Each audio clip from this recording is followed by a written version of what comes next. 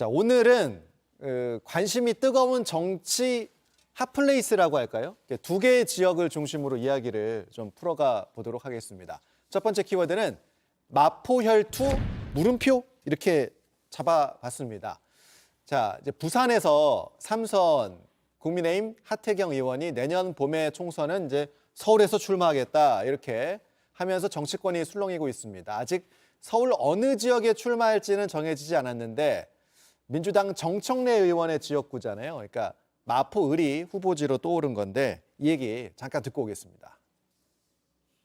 저는 이제 세 가지 요소를 고민하고 있습니다. 이제 명분, 명분 그리고 흥행, 그다음에 승산. 이용할 거면 화끈하게 해야죠.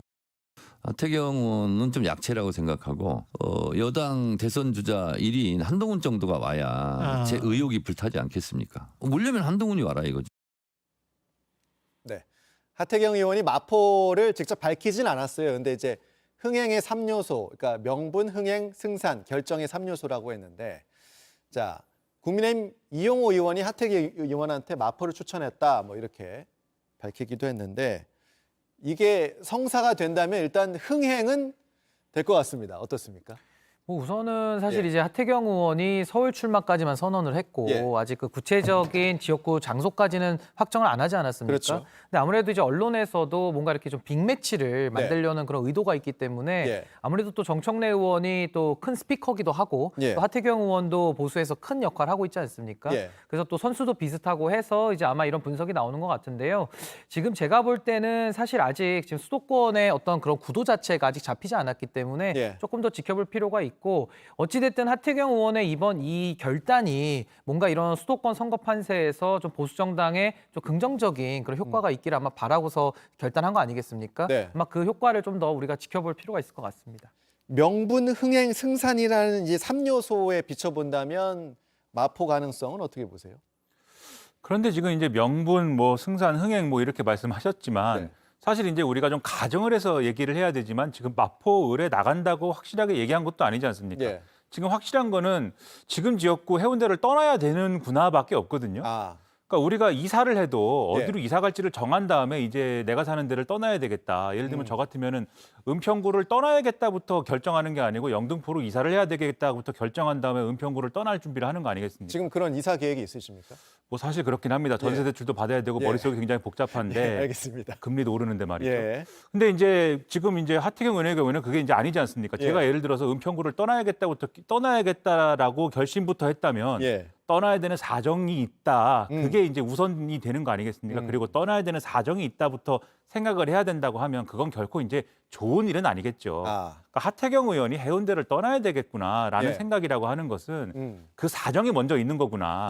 어디로 갈지 목적지를 정해지지 않은 상태에서 떠나야 된다라고 하면은 그건 결코 좋은 일이 아니겠구나. 그러면 지금 밀려난 거라는 분석을 일단 하고 계신 건가요? 하태경 그래서 의원은? 결국은 그렇게 생각할 수밖에 없는 거 아니냐. 그 얘기를 할 수밖에 없는 것이고 그렇기 때문에 하태경 의원이 우선 얘기를 해야 되는 거는 어딘가에 가서 뭐 예를 들면 어딘가에 가면 내가 명분도 있을 것이고 흥행도 될 것이고 승산도 있을 것입니다라고 얘기하기 전에 왜 떠나야 되는가에 대해서 먼저 얘기를 해야 되는 거거든요. 그렇기 때문에 오늘도 사실 이제 뭐 라디오 방송에 나가서 여러 가지 설명을 하기는 했습니다.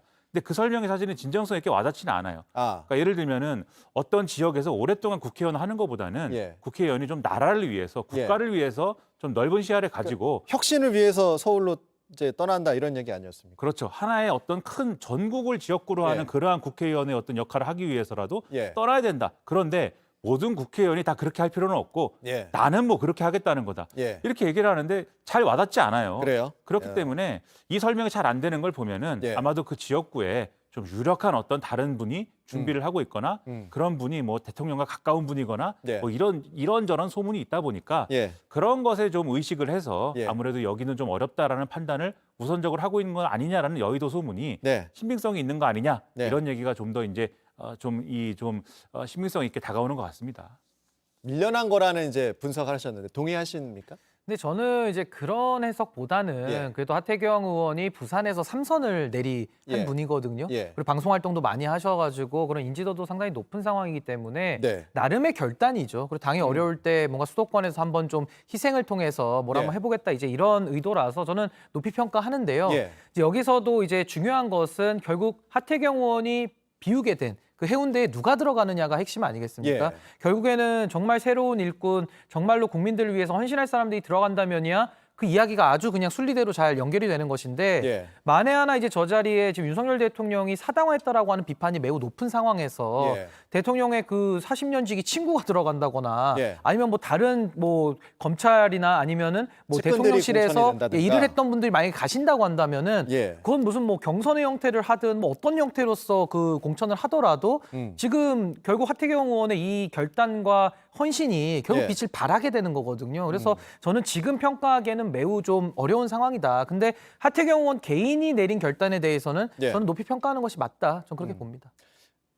하태경 의원의 신호탄이 민주당에도 영향을 줄 수 있다. 그러니까 민주당의 이제 중진 의원들의 공천에도 영향을 줄 수 있는 거 아니냐. 이런 분석에는 두 분 다 동의하십니까?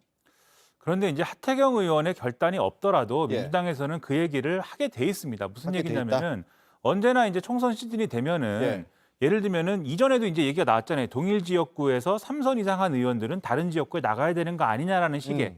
그러니까 다선 의원들의 경우에는 좀 예를 들면 출마를 하지 않도록 하거나 아니면 험지에 출마를 해야 되는 거 아니냐라는 식의 이런 얘기가 언제나 어떤 계기를 해서든지 나오거든요. 그러니까 이번에도 반드시 이제 그런 식의 얘기가 나올 수밖에 없게 되는데 더군다나 지금 민주당 내에는 친명, 비명에서 싸우는 국면 아닙니까? 계속 싸우고 있는데 비명계라고 하는 분들의 또 일부가 그러한 조건에 들어맞는 분들이 있어요. 그런 조건까지 같이 겹쳐보면은 당연히 이제 이분들에 대해서 험지 출마를 해라 또는 불출마해라 이런 압력이 생기고 있는 거고 그 얘기가 나오죠. 다만 그 얘기를 하면서 이제 이 곁다리처럼 근거로 드는 얘기가 국민의힘에서는 저렇게 하태경 의원이 저렇게 결단을 해가지고 저렇게 험지 출마를 하는 분위기 형성이 되는데 이 경쟁을 해야 될 거 아니냐 우리도 민주당도 뭔가 저렇게 험지 출마하는 그런 모양새를 만들어야 될 거 아니냐 이런 식으로 얘기는 할 수 있겠죠. 근데 이거는 이제 하태경 의원이 하지 않았더라도 나올 얘기가 나오는 얘기였다. 것이고 결국은 이제 그런 분위기로 갈 수밖에 없는 것이다. 그걸 얼마나 현명하게 국민들 보기에 좋은 모양새로 만드느냐의 문제인 것이지 이제 서로 싸우는 분위기 되고 누가 누구를 이제 짓누르는 분위기가 돼서는 결코 이제 좋은 모양새가 안 되기 때문에 그런 고민이 훨씬 더 필요한 상황이다라는 것이죠. 근데 저는 이게 민주당에는 저는 뭐 혁신의 경쟁으로 불붙기가 매우 어렵다고 보는 것이 지금 양당이 무슨 혁신 경쟁하고 있는 게 아니잖아요. 서로 적대적 공생관계 속에서 서로 못하기 경쟁을 하고 있는 상황 속에서 하태경 의원이 이번에 결단 한번 한 거거든요. 그래서 저는 이게 뭐 민주당에까지 그렇게 혁신 경쟁으로 가기는 매우 어렵다. 지금 총선 자체가 민주당에게 상당히 유리한 구도이기 때문에 민주당은 어떻게든 기득권을 지키면서 지금 이 상황 관리를 하려고 할 겁니다. 게다가 민주당의 의원들의 특성을 보면요. 상당히 이른 나이에 정치를 시작하셔가지고 386이 지금 586 된 거거든요. 아직 이분들 영원한 현역이다라는 생각들을 다 가지고 계실 거예요. 그래서 저는 자기 희생이나 자기 결단 이런 것들이 좀 민주당에서 나올 것으로는 저는 좀 회의적으로 봅니다. 근데 이제 그런 부분을 말씀하시면은 하태경 의원의 이제 결단도 사실은 이게 결국 국민의힘의 어떤 그러한 자기 희생이나 혁신으로 이어질 것이냐에 대해서는 저도 그 부분은 상당히 회의적으로 볼 수밖에 없는 게 오늘 하태경 의원이 라디오 나와가지고 이제 한 말씀 중에 이런 말씀이 있어요. 그러니까 앞서 말씀드린 것 중에 밀려났다라는 해석에 대해서 비윤계다 뭐 이런 해석들이 있잖아요. 거기에 대해서 나는 범친윤이라고 했잖아요. 범친윤계다 이렇게 말씀하시는데 맥락이 있지 않습니까? 왜냐하면 이전에 전당대회 할 때부터 대통령발, 용산발 무슨 뭐 이런 뭐 공천 뭐 얘기 이런 것부터 시작을 해가지고 물갈이가 될 것이고 그것 때문에 이러한 일이 일어날 것이다라는 전망이 쭉 있어 왔는데 그 맥락인 거 아니냐라는 거에 대해서 그거 부정하면서 범친윤계다라고 얘기하기 시작하는 거거든요. 이런 맥락을 보면은 이것도 어떤 혁신이라기보다는 줄을 어떻게 설 것이냐, 줄 어떻게 세울 거냐 이런 맥락으로 귀결될 확률이 높아지는 것 같아서 사실 이것도 여러모로 실망감을 안게 될 확률이 높아지는데 안 그랬으면 좋겠다 이 생각을 우리는 하고 있는 것이죠. 뭐 어쨌든 이제 가상의 얘기인데 앞으로 이제 펼쳐질 얘기인데 얘기가 나왔으니까 또 다른 가상의 대진표도 그러면 볼게요. 정청래 의원이 아까 뭐 하태경 의원 정도면 약하다. 한동훈 장관 정도 와야 되는 거 아니냐 이런 얘기했는데 국민의힘에서는 왜 자꾸 한 장관을 소환하느냐 뭐 이런 상황이고요. 이것도 잠깐 듣고 오겠습니다. 아니 한동훈 장관도 온다고 오늘 만에 하더니 아무 소식도 없고 오려면 한동훈이 와라 이거죠. 누구도 얘기하던데 마포 을은 험지가 아니라 사지일 겁니다.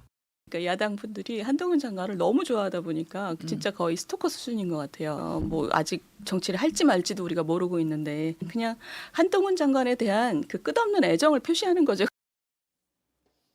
만약에 한동훈 장관이 출마를 한다고 하면 어딜 가야 됩니까?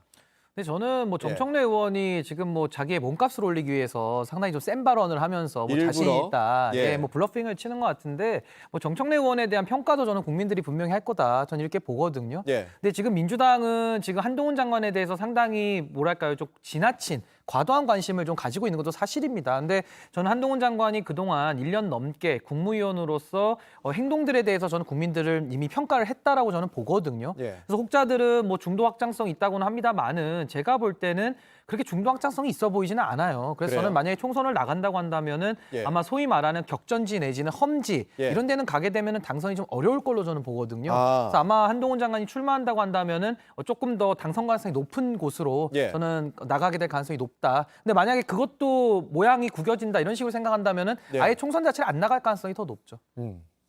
알겠습니다. 여러모로 이제 한동훈 장관이 총선에 나간다라고 할 때 지금 어디 나가야 되냐 이렇게 물어보셨잖아요. 예. 한동훈 장관 스스로에게 질문을 해도 그 답이 안 나올 겁니다. 그 사실. 그러니까 어딜 나가야 되냐라는 거에 대해서 답이 다 지금 사실은 궁해요. 예. 그러니까 어딜 나가야 되냐라고 하면은 보통은 이제 정치인들이 선택하는 선택지가 당선 가능성이 높은 데 나갈 것이냐. 근데 이제 한동훈 장관이 당선 가능성이 높은데 골라 나가기가 좀 어려운 처지 아닙니까? 굉장히 상징성이 있는 인물, 이 정권에 상징성이 있는 인물이고 대권 주자 중에 한 사람인데 쉬운 지역구 나가가지고 예를 들면 뭐 강남벨트 이런 데 나가가지고 배지 달 것이냐라고 할 때는 그거 비판받을 소지가 상당한 것이고 예. 그렇다고 해서 예를 들면 지금 얘기 나온 정청래 의원 뭐 이렇게 해가지고 뭐 일종의 자객공천 뭐 이렇게 해가지고 네. 상징성 있는 인물들하고 싸워가지고 뭐 이렇게 할 것이냐 상대만 키워주는 어떤 그런 그림이 될 수 있는 거니까 네. 그것도 좀 껄끄러울 것이고 그럼 자기가 연고가 있는 고향이나 뭐 이런 데 출마할 것이냐 네. 그것도 사실은 지금 전략적으로 좀 써야 될 카드인데 고향에 가서 출마할 것이냐 이것도 좀 안 맞는 거거든요. 그럼 출마 안 하고 뭐 선대위원장 할 것이냐 근데 출마를 안 하면은 자기의 앞으로의 정치 스케줄을 어떻게 관리해야 될 것이냐